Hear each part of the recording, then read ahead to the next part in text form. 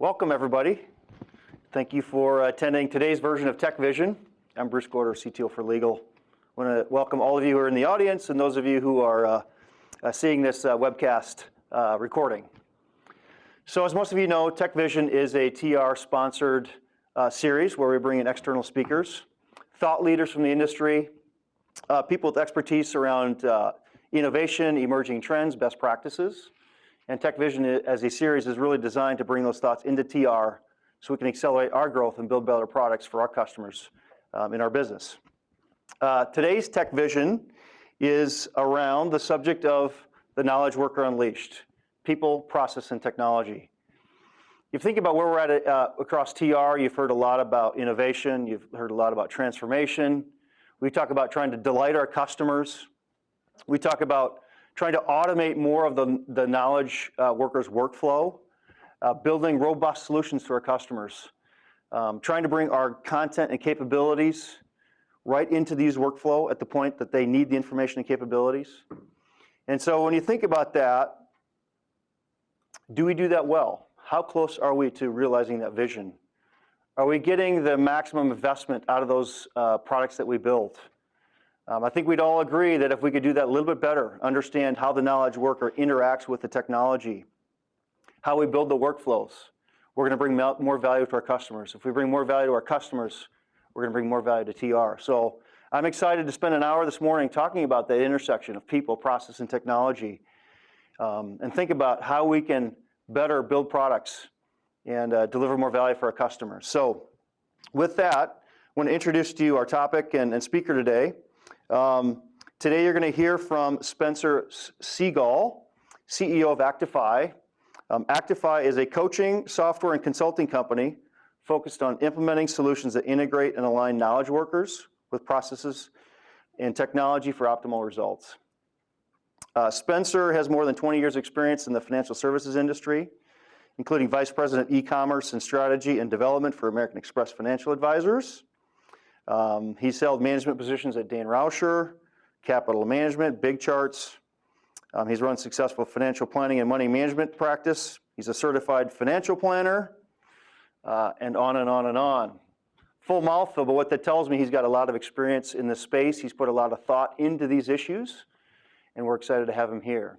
Before he comes up, just a quick reminder to silence your cell phones, and also let you know that we'll have a Q&A when he's done. So with that, please join me in welcoming Spenser. Thanks, Bruce. I appreciate it. Welcome, everybody. I'm excited to be here and share some of my knowledge and experience with you. You know, one of the ways I sort of think about my career a little bit is I did start off as a financial advisor. I built a technology company. I don't know if you guys have ever heard of Big Charts. I was an executive at a number of institutions. Now I would consider myself a human behavioralist, because the central theme as I've gone through my career is that when you look at the intersection between technology and people, it all comes down to human behavior. And I'm going to talk a little bit about that and the role of process. So to get started, we're going to really focus on four things. We're going to talk about business value. Because at the end of the day, delivering technology does not necessarily equate to creating real business value. We're going to talk about utilization. I'm actually going to give you a very concrete and a cool visual definition of what is utilization. That's one of those words that can mean a lot of different things. I'm going to define it pretty tightly.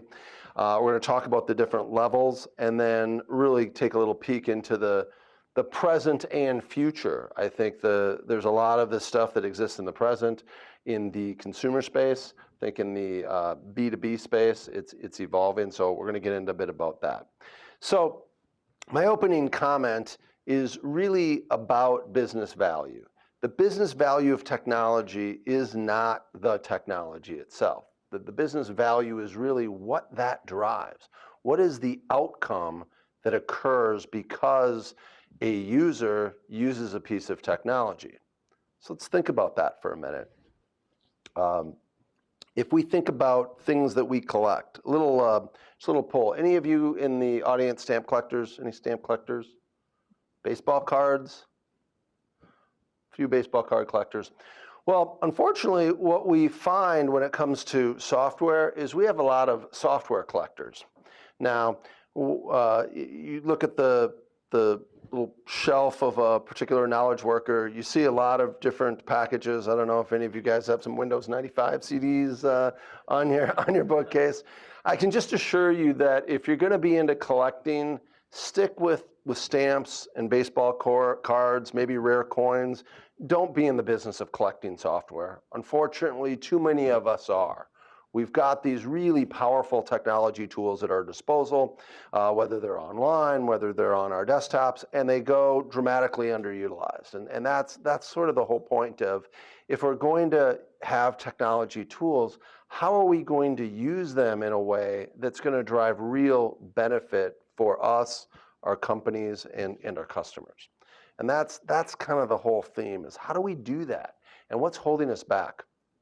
So if you think about financial value, and there's value beyond financial value, but it really ties up to kind of these three things. I've kind of boiled it down. So want to create business value from some technology. So either A, we're going to reduce the cost of doing something we're already doing. B, we're going to be able to either improve retention of our clients, or be able to charge more, generate additional revenue by enhancing the experience that our clients are able to receive through our products and solutions. Or thirdly, we're going to make them more attractive, where we get new clients and we're able to serve unmet needs. So at some point, the technology has to tie into one of these three things to create any financial value for the business. And I think that's sounds obvious. In practice, it's not so obvious. That's been our experience. I've spent a lot of time working both with large financial institutions as well as the individual advisors. Our business is focused exclusively in the wealth management space. So it's very interesting in that we, at one level, will interact with a 50,000 employee financial institution. Another day we'll be in an office, a 5-person or 3-person practice of an individual financial advisor. What's common in both environments is that the effective utilization of the tools is the central challenge. It's not lack of capability. In this day and age, there's certainly a plethora of capabilities that are available to both big businesses and small businesses. It's the ability to take those capabilities and put them in a format that get utilized effectively. So let's talk a little bit about the business outcomes. Here's how I make it real simple. And especially when you're dealing with the small business owners, I know you guys deal a lot with lawyers, law practices. What do they really want? In the end, they want some combination of these 4 things. And the only difference is the order and magnitude in which they fall, but they either want to make more money working the same, they want to make more money working less, or make the same money working less. They want their clients to be happier, and they want to be able to attract and retain good talent that make their job easier. So fundamentally, those are the outcomes that we're looking to strive at. So let me get a little example here. So let's take the small business example. I'm running a financial advisory business. I've built a successful advisory business. We're getting maxed out. We've got a little 4-person team. We're using a lot of just Office, Outlook, trying to organize our tasks, trying to really figure out how we can onboard new clients, create a consistent experience, how we can service the clients we have and not get overwhelmed. So we go to a conference, we hear all these great speakers talk all about the fantastic tools that are available to us. We can get the CRM system, we can get a portfolio management system, we can get financial planning, document management, all these great things. And we're excited. We're like, this is going to solve our problem. All we got to do is just pick these great tools. We pick the right ones. Magically, all of our workflows and all these capacity constraints that we have in our little business are going to go away, right? Well, not precisely. So what we ended up doing is we did do a great job on the front end. We were good at writing checks, and we were good at looking at software demos, and we picked some really great software. But what we didn't do very effectively, as we looked at this, is we basically tried to jerry-rig our Excel, Outlook, Word-driven processes into these new tools. We didn't really understand how, by having these enhanced capabilities, we could re-architect our workflows to take advantage of them. So what ended up happening was we took all these existing processes, and these processes, by the way, had worked for us. I mean, they got us to where we were, which was relatively successful, yet pretty overwhelmed. And we just figured, well, if we just crammed them on into these new systems, they would just automate all this stuff for us. Again, we were very sadly disappointed that that didn't happen. And in fact, we would blame the software vendor. We would say, well, gosh, the tool doesn't do it this way.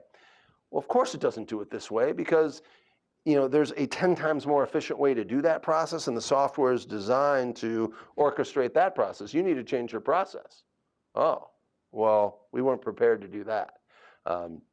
So that's a typical encounter, and we end up getting in between a lot of times the software vendor, the advisory firm, and really discussing, well, what is the issue here?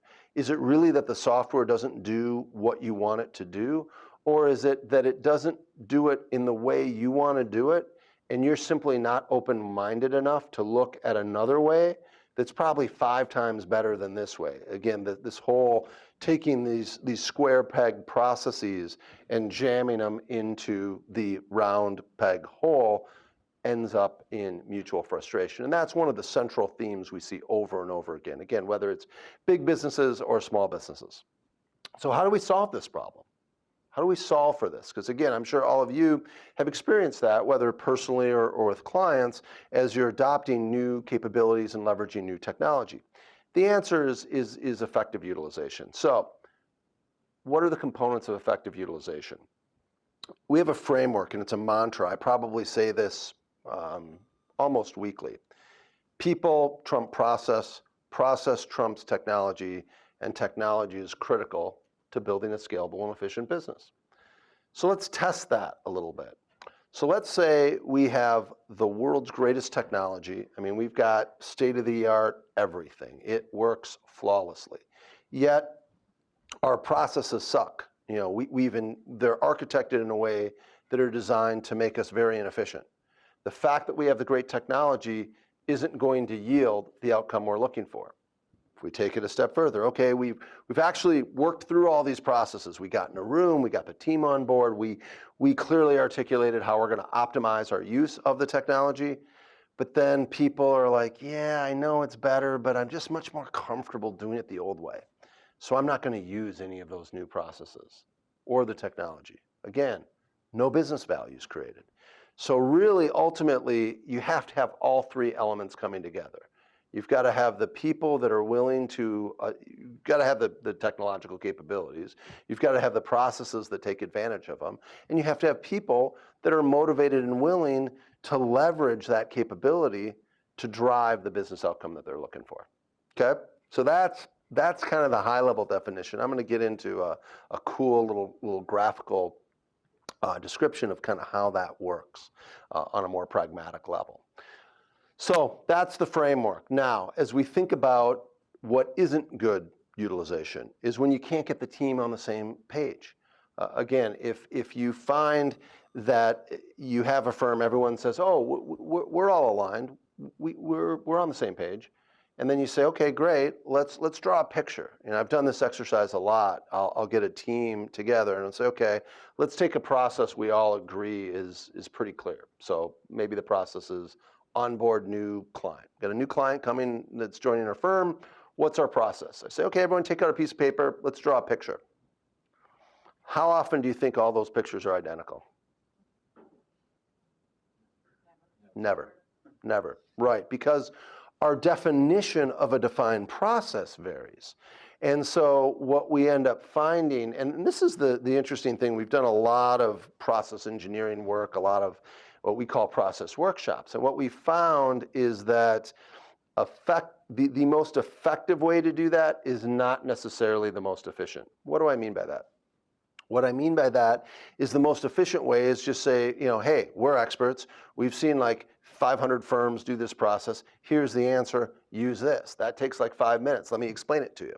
Right? That's the efficient way. Unfortunately, that's not effective, because you won't have won the hearts and minds of the people that actually have to implement it. So that's where this process of building the teamwork and making this our process, again, we've got our team that all are like I don't know how this works. I don't know why this is better.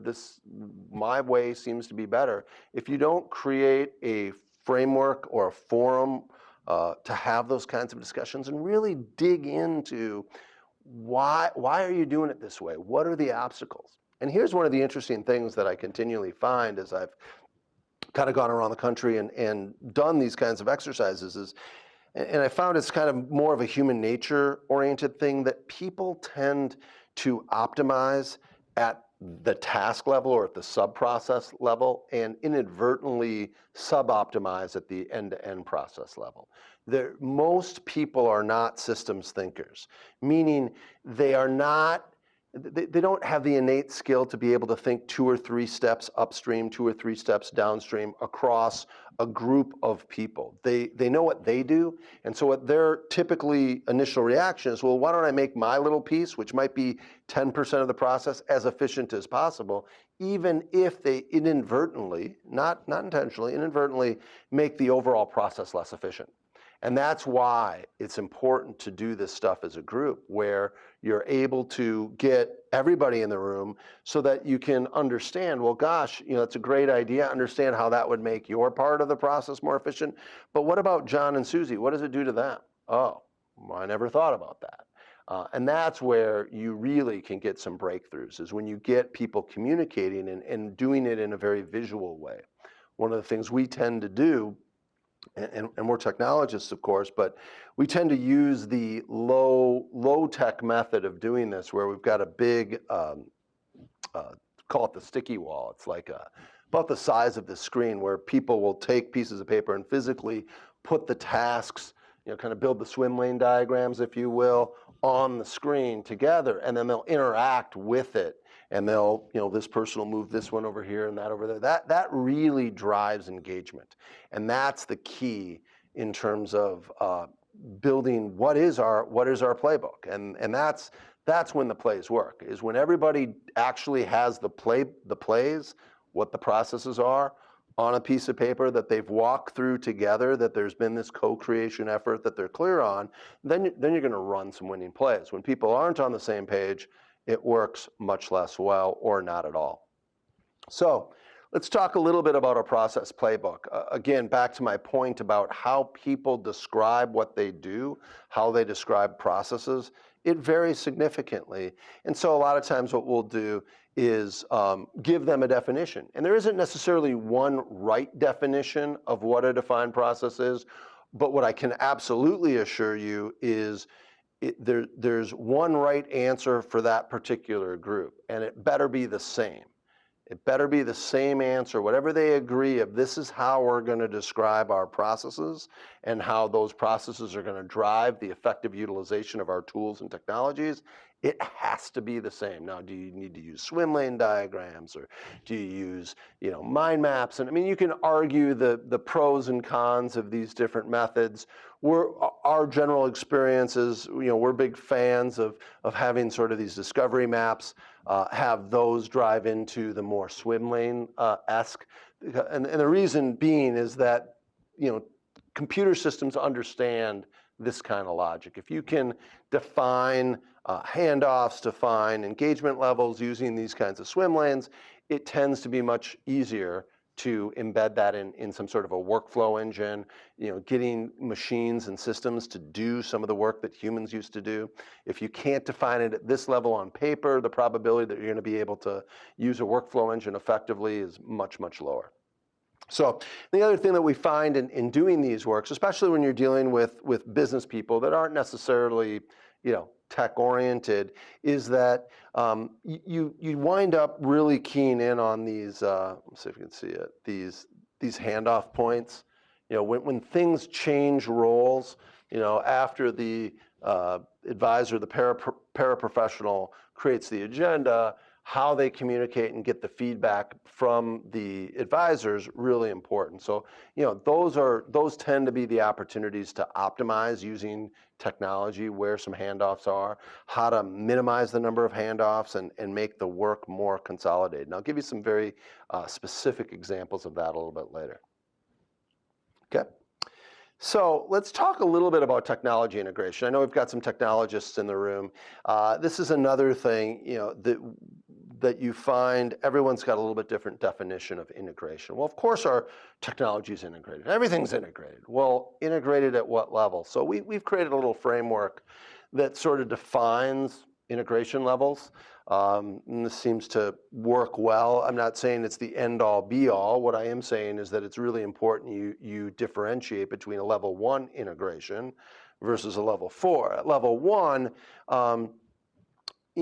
pretty much any tech vendor can claim, hey, we got a hyperlink in here, and it launches to a specific page. It took me about 3 minutes to put together. Our two applications are integrated. Well, all it is a hyperlink that just launches the other page. That's what you call integration? Yep.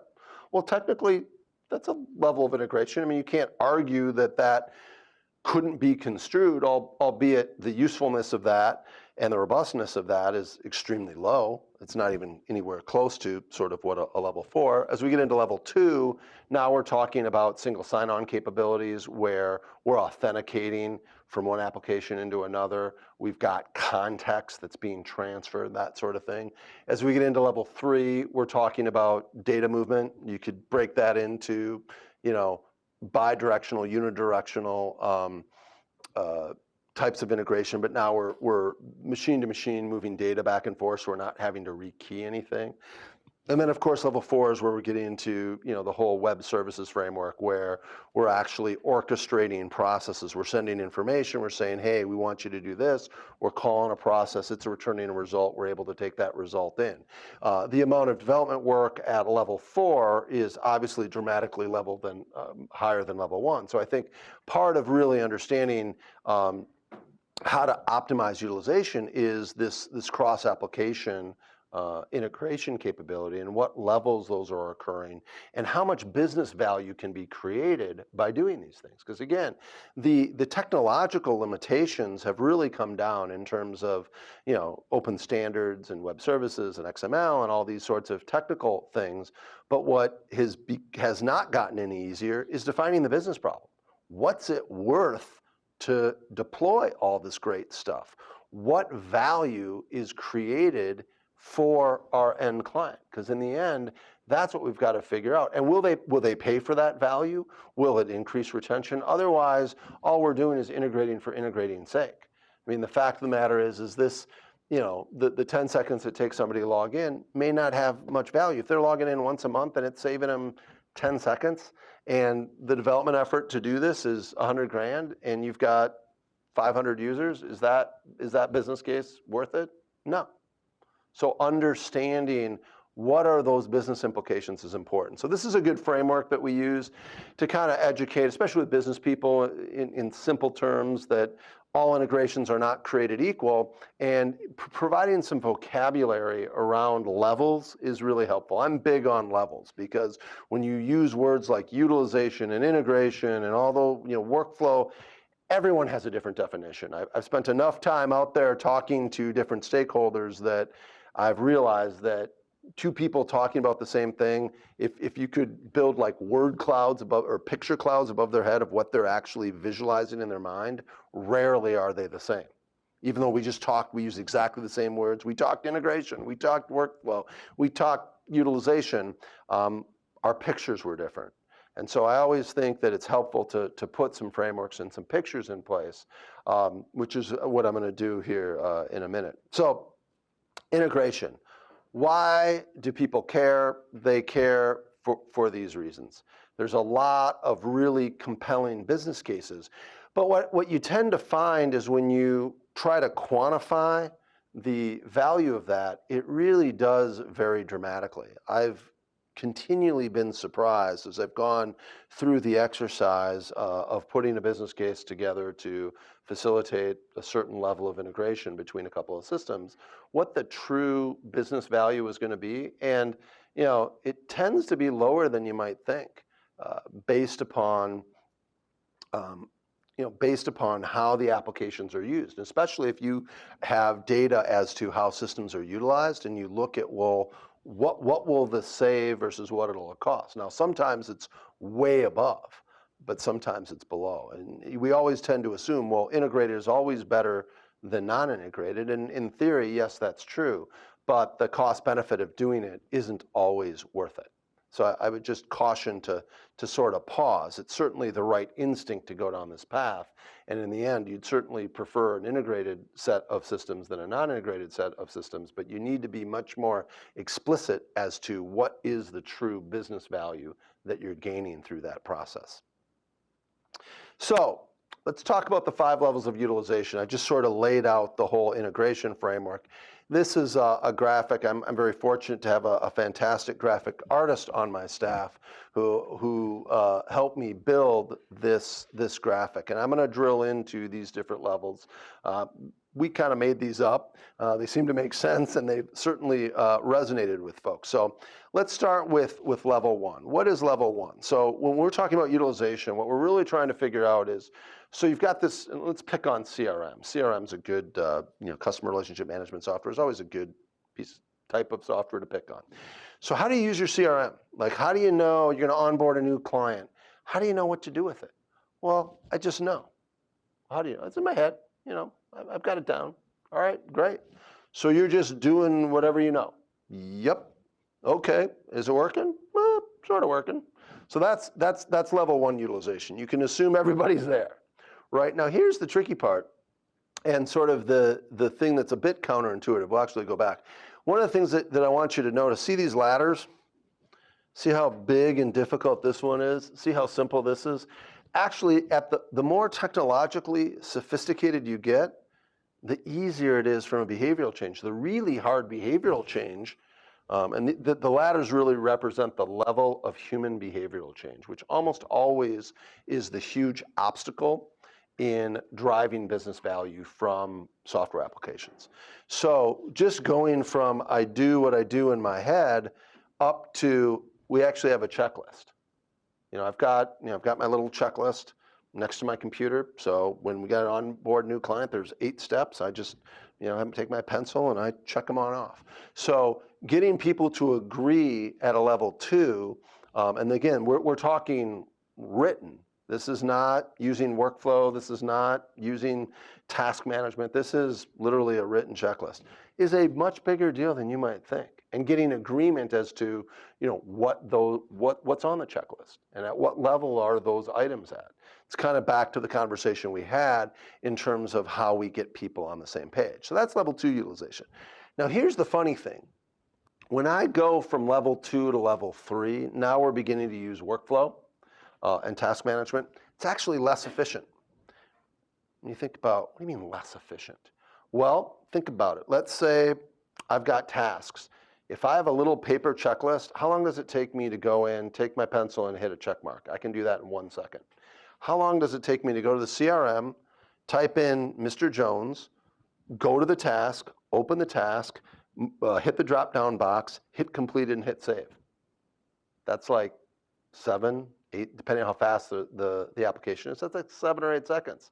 So I've gone from 1 second to 7 seconds. I've actually increased the amount of effort to mark my task complete by like 700%. And there's a lot of people that are resistant. They're like, hey, my little sticky note methods work great. Why do I want all this extra overhead of going in some stupid computer system, typing this in, et cetera? Well, and that's, you've got to explain the why. Why is that so important? That's where you get into the audit trail, where, well, what if you're not around, the client calls, and I don't know where anything is. There's, it's on some piece of paper somewhere on your desk that I can't find. That's not very helpful. And now I got to call the client back. So that 6 seconds you just saved ended up costing us 20 minutes worth of time and really reduce the level of client satisfaction that we had because we're not staying on the same page as a team in terms of how we're approaching these different processes. So I think the biggest thing that we tend to find is you've got to be really clear and articulate the why, especially the people that you're asking to use these systems. If especially the ones that feel pretty comfortable with the sticky notes and the little paper checklists or on their screen. Now, obviously, where the real value comes in as we move up into level 4, where now we're actually automating some of those tasks using a workflow engine. Well, if we can't embed it in a system that has a workflow engine, we sure as heck can't automate it. So that's where we're now basically saying, hey, we're going to have a task that instead of manually going and compiling all these reports, we just have a little script. It runs all those reports for us. We used to have to do like 400 clicks to click on this report and set these parameters. Now we've encoded that in a workflow, and that's done for us. That's where we get into level 4. That's where you begin to see a lot of efficiency. At level 3, what we're getting is clarity and auditability. We're not necessarily getting efficiency. We're getting efficiency in that things are being done in the same way. When we get into level 4, now what we're getting is we're getting real efficiency. We're having machines do low-level work that humans wouldn't. And then at level 5, this is where we're getting into cross-application workflow automation, where we can actually orchestrate workflows across applications. So if I'm preparing for, I'll use a financial services example. Let's say I'm preparing for a client meeting. I want the trigger of the client meeting to automatically go pull the portfolio data, upload it to the planning system, get the confidence score. Then I've got a rule that says, hey, if the client's green, i.e., their plan looks good, then trigger these tasks. But hey, if it's red, now the client's they're gonna see, gosh, I'm totally off track toward my retirement. It's red. Why? You're going to want to be prepared with the why answer. So that would trigger a different set of workflow and a different set of preparation. You're automating that, where your portfolio management system that has your data is able to feed that. Your planning system is running the algorithm that's calculating, are they on track, off track? That's then triggering different workflows based upon how that response comes in. And there you're getting tremendous scalability and consistency. So that's sort of the 5 levels of integration. Does that make sense? I'll kind of come back to the overall image. Any questions on this? Okay, pretty clear. All right, so let's move on. So what's next? And again, a lot of this is going to come down to the ability of businesses to understand, how do I take advantage of these capabilities? It's those swim lane diagrams, because once you have the process is laid out, programming into workflow rules, and you're beginning to see these interfaces, they're getting easier and easier. You don't need a developer to figure this out. You got a couple of drop-down menus. If this equals that and these criteria are met, someone with a good analytical business analyst mind with they don't have to have Java skills or any development skills, can begin to program these things. They can test them, they can iterate on them. There's a whole wave of empowerment that comes with that to enable business users and so forth to really drive a lot of efficiency and a lot of effectiveness in their business. But they can only do that if they're clear as to, well, what will cause it? How will we do that? What are those processes?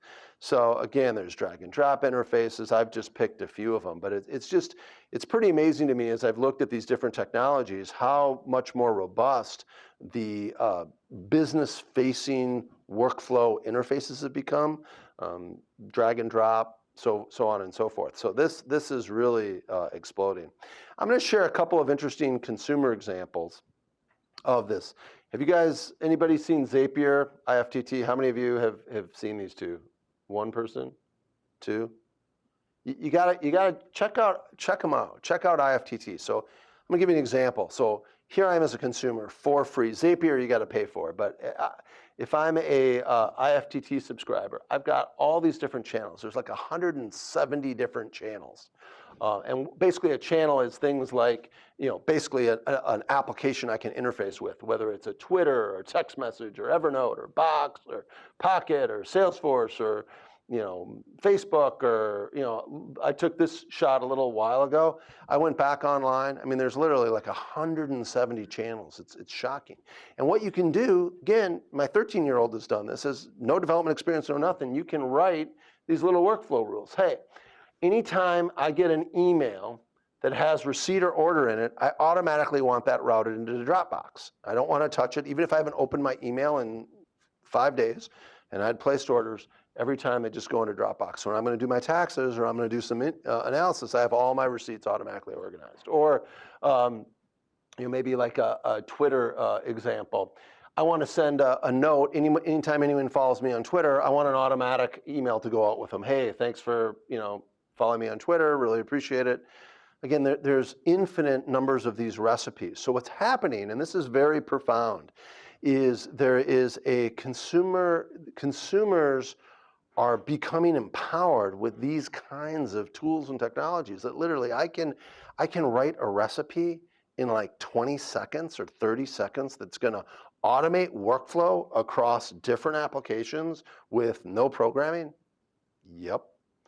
So then I come into my business world and I'm like, well, it took me like 20 seconds at home to get all my receipts to automatically route in my Dropbox account.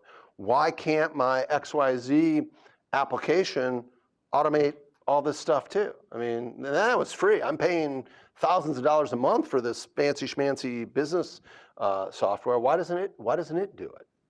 And I think that's really a big deal, is that you look at the recipes and just play around with this. It'll broaden your horizons a little bit as to the power of level 5 utilization, if you will, these cross-application workflow automations that are occurring. And more consumers experience that in their personal lives, they're going to expect that in their business lives. Okay. So I want to save some time for questions. I'm going to kind of summarize this whole thing. Is process, which really are the instruction sets, plus integration, plus workflow, plus utilization is a success. These are the pieces that really drive business value. Let's take a little example. Again, I'm a financial services guy, so I'm going to use a financial services example. And we've actually built this. We have clients that this is exactly what's occurred. So before, they'd log into the CRM, they pull up the client meeting, then they go in the portfolio management system, they'd go manually pull up these reports. They want this report and that report and the other report and so forth. 5 minutes later, then they got to go into the financial planning system. They got to go update all the data from the portfolio management system to make sure, to get the current plan. That takes like 15 minutes to do. Get the updated plan. Then what they got to do is go back to the CRM system. There's some open tasks from the last meeting. They got to go put all that together, compile that into the agenda. They got to put all that stuff together into a client meeting, right? After they click the client meeting prep workflow, and we've basically reduced the amount of time and effort by like 99+%. So it's not like, oh, we're going to cut the time in half, or no, we're going to cut it by 70%. No. We're going to cut it by 99.9%. We're going to systematize a lot of this stuff, because what isn't going to get systematized is the relationship, the ability to really understand what makes that other person tick. But me as a skilled financial advisor, taking time to go into a system to click date ranges on reports and hit print buttons and collate into folders, and I mean, there is no value add. The client does not, that's table stakes. You got to have that kind of stuff. But when you do this, you really transform the economics, and as economics of advisory. I think same thing in the legal profession, same thing in other professions where clients are demanding increased fee transparency. So clients are going to want more for less. They're going to be willing to pay for value. But the value they're going to be willing to pay for is not you collating reports and keying date ranges into systems. They're going to pay for you understanding me as the client, what I really need, and translating this landscape, whether it's a legal landscape or a financial services landscape, into what's truly relevant to me. I'll pay a premium for that. But all this other stuff, you've got to get efficient. And it's really interesting in the financial services industry. There's this concept of robo-advisors. Have you guys ever heard of the robo-advisors? Things like Betterment and Wealthfront and all these sorts of things. They're basically taking what was a 1% service, and they're dropping it to 30 to 0.3%. So they're cutting the margin by 70%. And because they've systematized it, they're actually far more profitable at doing that particular task. So it's very interesting. Now, there's a bunch of limitations, and I could get into a very long conversation as to what's going to happen with the robo-advisors. What I will say with tremendous confidence is that at a minimum, while I don't think that all these robo-advisors are going to succeed. My guess is half of them don't. Half of them become very successful. Is they're going to educate the consumer. They're going to create a level of transparency on fees and on expectations that are going to, no matter what happens, even if some of these guys fail, they will have educated that next generation consumer. Here's what you need to expect. You cannot be paying your advisor $250 an hour so they can go collate, reports from a portfolio management system or put information together. You got to pay. They're well worth their money in terms of the advice that they're able to generate after doing that. But if they're not able to systematize stuff and really focus on what creates value, the economics of these businesses are going to become increasingly challenged. And there's certainly plenty of these VC-backed startup companies that are going to disrupt that. So whether they succeed or not, we could debate. I have a lot of opinions on that. But like I said, at a bare minimum, they will raise the bar in terms of what do I get for what do I pay from a consumer standpoint. And that's the one trend we've seen continually move in one direction only, which is consumers expecting more for the same, more for less, increased transparency. Those are across all industries, and we could come up with lots and lots of examples. So the bottom line is this is a trend that isn't going away. You just go spend 10 minutes on IFTT and you'll see kind of what's available out there. The ability to implement these tools is in the not too distant future going to be a must-have, not a nice-to-have. In other words, if you don't have a set of economics that are viable, in other words, if your cost structures are too high versus what your clients are going to be willing to pay, you're going to go out of business. Whether you're a lawyer or a financial advisor, you're not going to be able to afford to be in business. So you're going to have to be able to enhance those economics. And one of the ways to do that is to reduce the cost of what I would call the non-high human value added activities.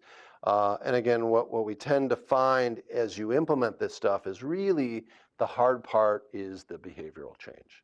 That's why I would, again, over time, instead of reading books on technology, I used to be more of a technologist. Now I study a lot about human behavioral change. How do people form habits? Why do some people change? Why do other people not change? What causes change? That change management and behavioral change is going to be an increasingly important set of arrows in the technologist's quiver, because building great technology is becoming more and more of a given. That's just an expectation, because the technology that surrounds us has gotten a lot better.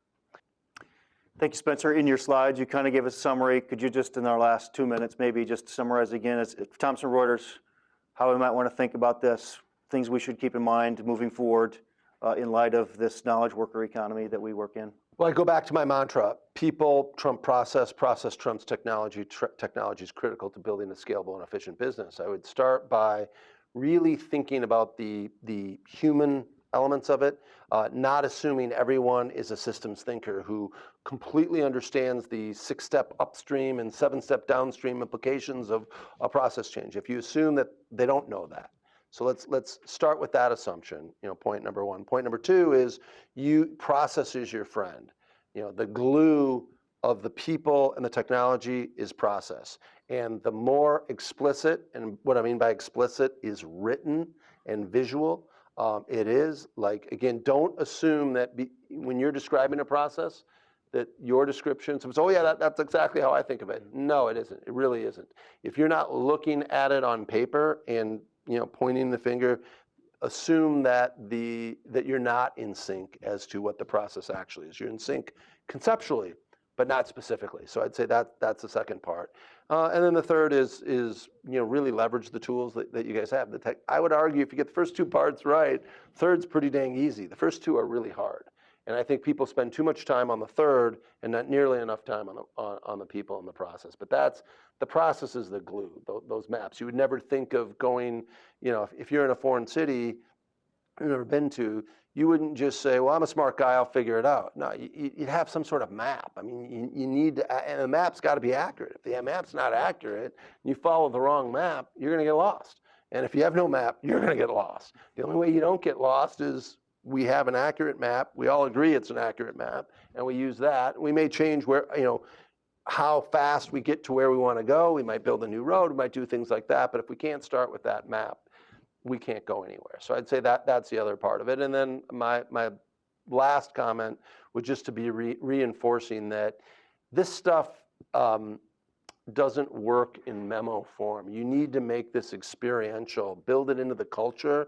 You know, these process committee meetings, if you call it, whatever you want to call it, but enable people to experience the value and the benefit of this. Don't just tell them, have them participate. That's what I'd close on. Great. Thanks so much for your time. We really appreciate you coming in. I think you've given us a lot of practical guidance and thoughts about how we move forward with our business, how we add more value for our customers. And certainly, whether we want to or not, this is the world we live in.